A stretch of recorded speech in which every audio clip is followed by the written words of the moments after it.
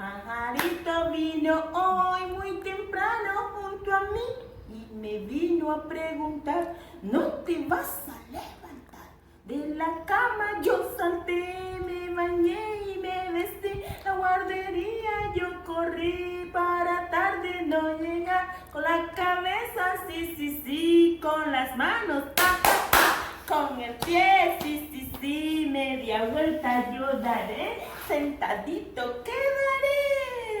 Hola, buenos días para todos, para mis papás, para mi mamá y para mis niños. Bendiciones para todos. Que Dios me los cuide, me los proteja y que estén usando los autocuidados, lavado de la boca, distanciamiento social y tapaboca.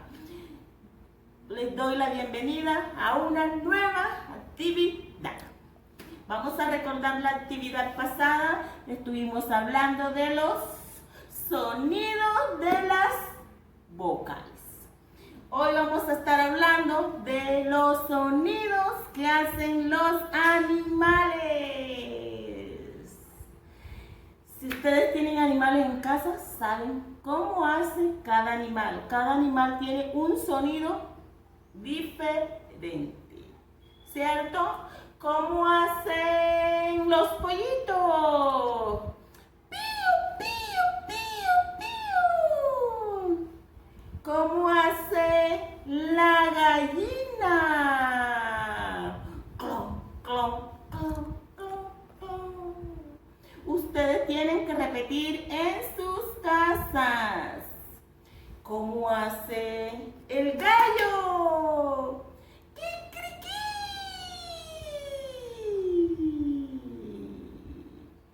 ¿Cómo hace el pato? Cuá, cuá, cuá.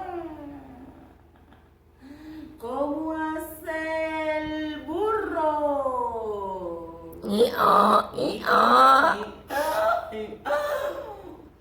¿Cómo hace?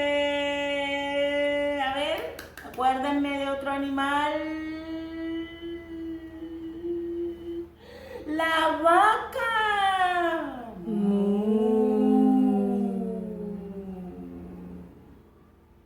¿Cómo hace el hijo de la vaca, el ternero? Ma, ma. ¿Cómo hace la oveja? Be. Ya.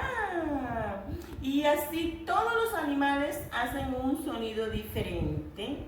La tarea es investigar qué otros sonidos de animales ustedes conocen y me los mandan por el WhatsApp. Espero sus tareas. Les